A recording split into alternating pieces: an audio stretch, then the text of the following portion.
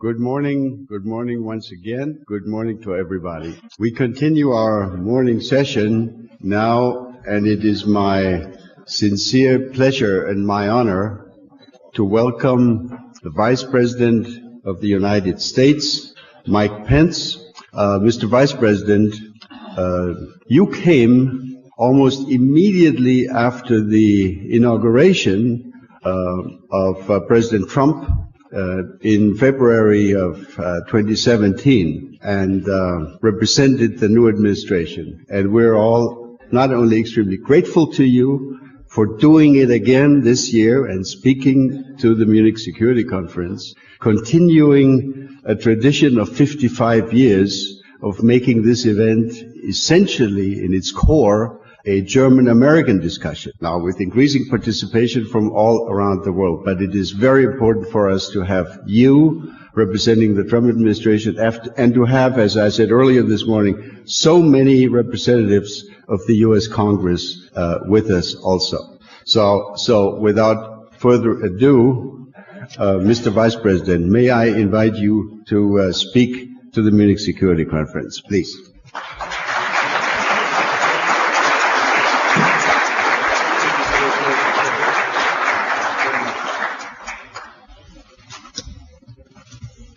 Ambassador Issinger, distinguished guests, it is my honor to join you for the 55th Annual Munich Security Conference, and I'm grateful for the warm welcome. I'm also honored to be joined by an extraordinary delegation of Americans, including Acting Secretary of Defense Patrick Shanahan and a distinguished delegation of senators and representatives from the United States Congress, led by Senator Lindsey Graham. Would you join me in welcoming the largest American delegation in the history of the Munich Security Conference?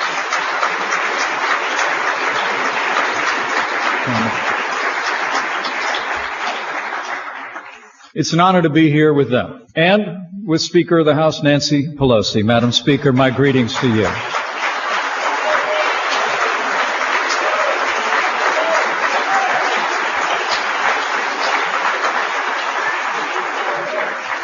We're grateful for Senator Graham's leadership of this delegation and grateful for the strong bipartisan American presence represented here. To them and to all of you, it's my great honor to speak to you today on behalf of a champion of freedom and a champion of a strong national defense, the 45th President of the United States of America, President Donald Trump.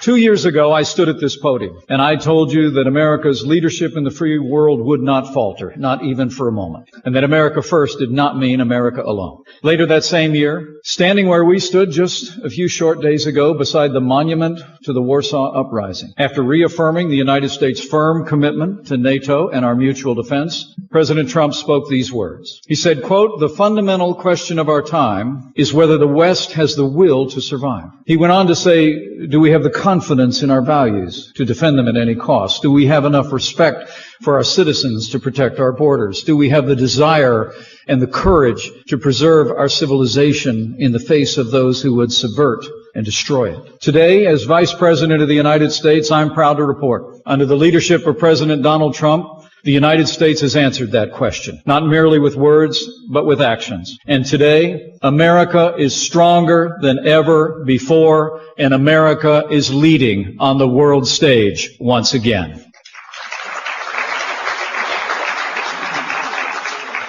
With the support of strong bipartisan majorities in the United States Congress, President Trump has taken decisive action to make the strongest military in the history of the world stronger still, enacting the largest investment in our national defense since the days of Ronald Reagan. We released a national security strategy, advancing peace through American strength. We initiated the modernization of our nuclear arsenal, and just last month, President Trump unveiled our nation's new strategy for missile defense. A strong military, of course, depends on a strong economy. And under this president, we've taken decisive action to strengthen the American economy. We enacted the largest tax cuts and tax reforms in American history, rolled back regulation at a record pace, forged reciprocal trade deals, and unleashed American energy as never before. And the results for our country have been remarkable. In just over 2 years, our nation has created 5.3 million new jobs. Our unemployment rate has reached its lowest point in nearly 50 years. Our stock market is soaring to new heights, and we've become the world's largest producer of oil and gas. With this renewed American strength, both military and economic, President Trump has also been leading our NATO allies to renew their commitment to our common defense. And we've seen extraordinary progress. At President Trump's urging in the past 2 years, the number of NATO members spending at least 2% of their GDP on defense has doubled.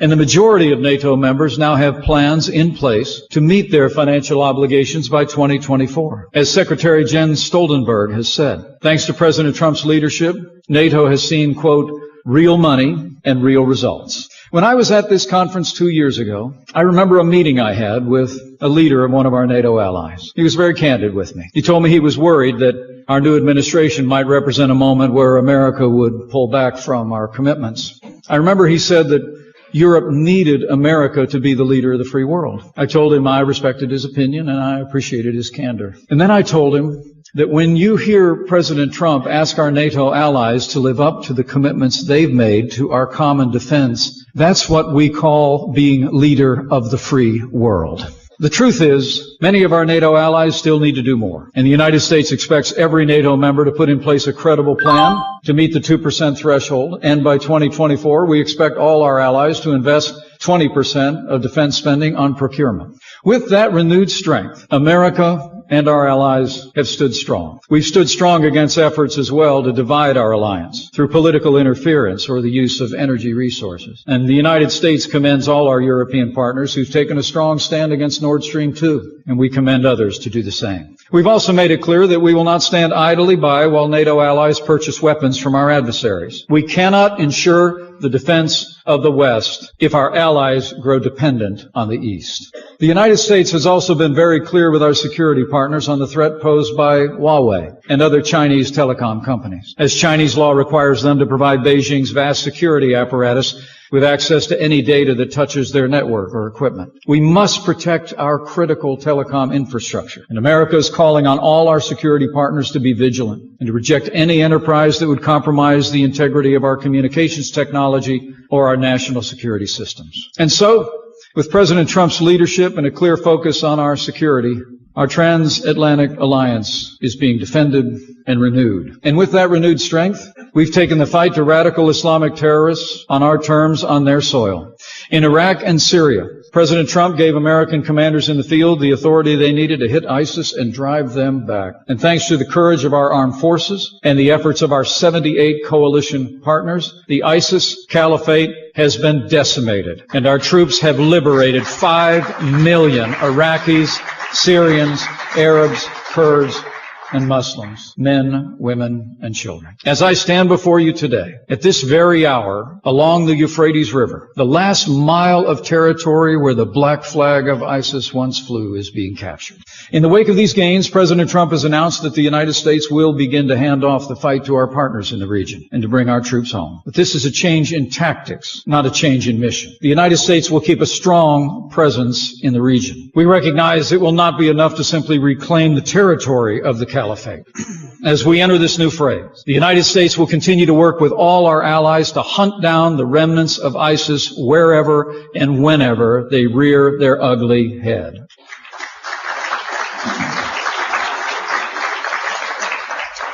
Beyond Iraq and Syria, in the fall of 2017, President Trump announced our South Asia strategy. And with the renewed commitment of the United States Armed Forces and our NATO allies, we've taken the fight with renewed vigor to the Taliban, Al-Qaeda, ISIS-Khorasan, and other Islamic extremist groups in Afghanistan. And thanks to their courageous efforts, the Taliban has come to the table and are in negotiations to reach a lasting political settlement that could bring peace and ensure that Afghanistan is never again used by terrorists to launch attacks against the United States, our allies, or any sovereign nation. Under President Donald Trump, the United States will seize every opportunity to achieve peace. But we will approach every challenge with our eyes wide open. We will deal with the world as it is, not as we wish it to be. For instance, under President Trump, we've been holding Russia accountable for its attempts to redraw international borders by force, approving the largest defense sale to Ukraine in years. The United States has expelled 60 diplomats following a chemical weapons attack on a Russian exile on British soil. And after years of Russian violations of our decades-old treaty, the United States announced plans to withdraw from the Intermediate Range Nuclear Forces Treaty. We've also taken decisive steps to confront the greatest threat to peace and security in the Middle East. The Islamic Republic of Iran is the leading state sponsor of terrorism in the world. Iran has supported terrorist proxies and militias, Hezbollah and Hamas, exported missiles, fueled conflicts in Syria and Yemen, plotted terrorist attacks on European soil, and openly advocated the destruction of the State of Israel. Anti-Semitism is not just wrong, it's evil. And anti-Semitism must be confronted wherever and whenever it arises, and it must be universally condemned.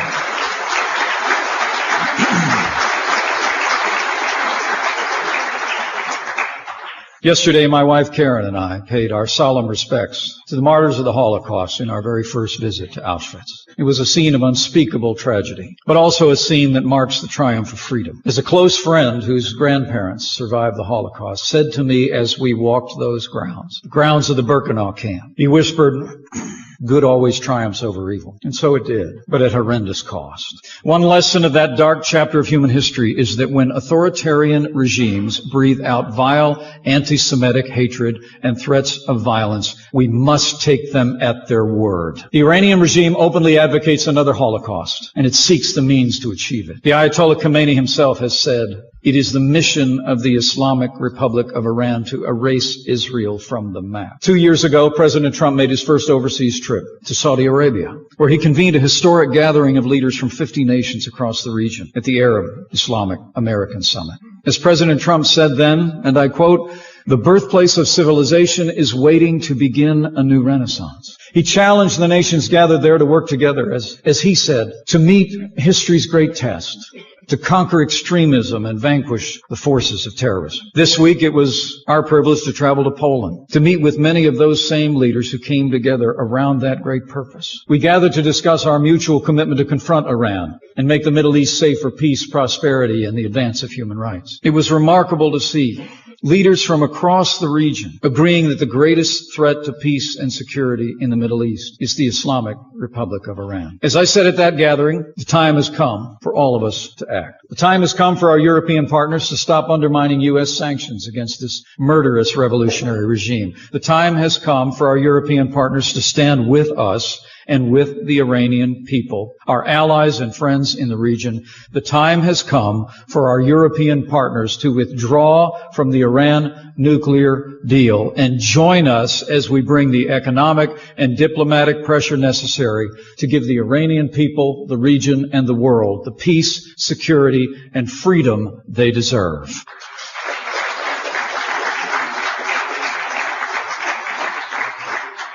So while we're standing with our allies, strengthening NATO, and standing up to aggression, President Trump's leadership is also bringing about historic change in the Indo-Pacific. The United States seeks an Indo-Pacific where independent nations boldly pursue their own interests, respecting their neighbors as equals, where societies, beliefs, and traditions flourish side by side, where individuals exercise their God-given liberties to pursue their dreams and chart their destinies. But as President Trump has said for years, the United States has faced tremendous tariffs in our trading relations with China. Those actions have contributed to a $375 billion goods trade deficit with the United States last year alone.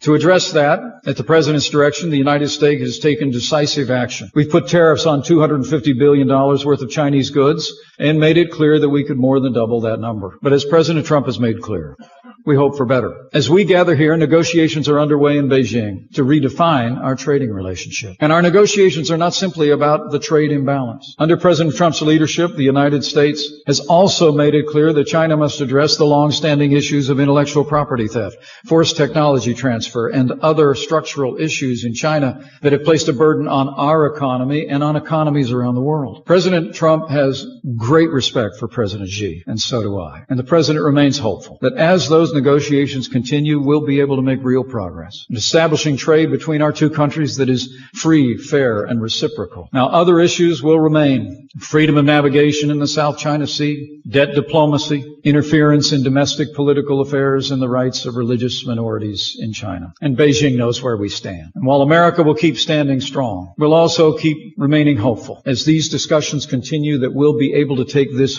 first step to redefine our relationship based on reciprocity and mutual respect, and in so doing make it possible to address other issues to the benefit of the United States and China and the world. China has an honored place in our vision of a free and open Indo-Pacific if it chooses to respect its neighbors' sovereignty, embrace free, fair, and reciprocal trade, and uphold human rights and freedom. The American people want nothing more. The Chinese people and the entire Indo-Pacific deserve nothing less. In one other respect, it's remarkable to think how far we've come under President Trump's leadership in the Indo-Pacific. When I stood at this podium 2 years ago, North Korea was engaged in regular nuclear tests, launching missiles over Japan, threatening the United States and our allies. Faced with this threat, President Trump rallied the world around an unprecedented pressure campaign, and the world has witnessed the results. No more nuclear tests, no more missiles being fired. Our hostages are home, and Karen and I had the great privilege to be present in Hawaii as the remains of our fallen Korean War heroes began to come home. And then last year, at their historic summit in Singapore, President Trump received a commitment from Chairman Kim to achieve the final, fully verified denuclearization of North Korea. Now, as we speak, President Trump is preparing for another summit with Chairman Kim in Vietnam in just a few weeks. And again, President Trump is hopeful. He believes peace is possible. But our allies may be assured we will not repeat the mistakes of the past. All nations must continue to stand together, enforce all UN Security Council resolutions, and hold North Korea to the commitments it made in the Singapore Declaration. I can promise you, America will as well. And while we work for peace, we'll continue to stand firm until we achieve the final, fully verified denuclearization of North Korea. We owe it to our children, to the Indo-Pacific, and to the world. And so while the challenges before us loom large with renewed American leadership on the world stage, together we're demonstrating every day that we can make the future of the free world brighter than ever before. And as we rise to meet these challenges in the days ahead, we should never underestimate our power to change the world for the better. For when we're strong and when we're united, there's nothing we can't achieve together. In recent weeks, we've seen what happens when the free world and freedom-loving people unite around a single cause. As so many of the nations represented in this room have stood with us and shoulder to shoulder with the Venezuelan people in their struggle to reclaim their libertad. The struggle in Venezuela is between dictatorship and democracy. Nicolas Maduro is a dictator with no legitimate claim to power, and Nicolas Maduro must go. Maduro's socialism has shrunk their economy by nearly half. More than 9 out of 10 people live in poverty in what was once one of the wealthiest countries in our hemisphere. The average Venezuelan has lost more than 20 pounds through deprivation and malnutrition. Thousands of Venezuelan children are starving at this very hour. And rising desperation has fueled a mass exodus. More than 3 million Venezuelans have abandoned their beloved country. And if things don't get better, another 2 million are expected to follow them out before the end of this year. Karen and I saw the hardship facing families in Venezuela firsthand when we traveled through the region last year.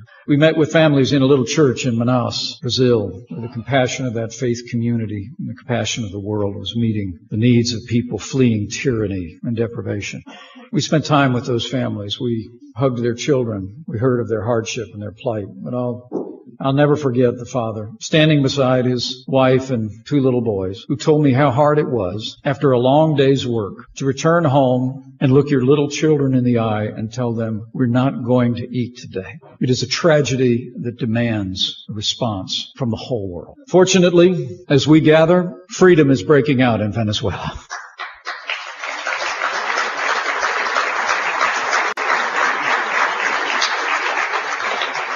This week, Interim President Juan Guaidó and his government hosted an international humanitarian conference at the Organization of American States, where 30 nations recommitted themselves to supporting the Venezuelan people and providing relief. Responding to this call, the international community has already pledged over $100 million in humanitarian assistance. And in the days ahead, the people of Venezuela will again take to the streets to raise their voices on behalf of democracy and the rule of law. At President Trump's direction, the United States was proud to be the first country in the world to recognize Juan Guaidó as Venezuelan's legitimate president. To date, 52 nations, including 30 of our European allies, have followed America's lead. But it's time for the rest of the world to step forward. Once more, the old world can take a stand in support of freedom in the new world. All of us must stand with the Venezuelan people until freedom and democracy is fully restored. So today, we call on the European Union to step forward for freedom and recognize Juan Guaidó as the only legitimate president of Venezuela.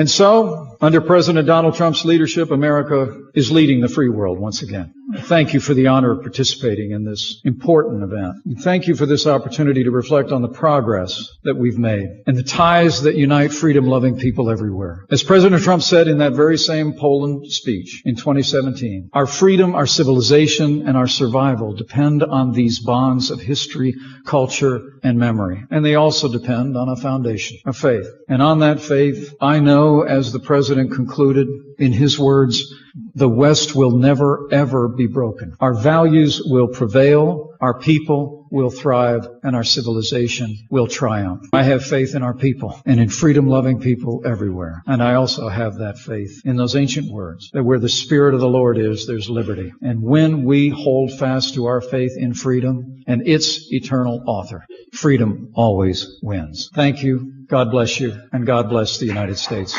of America.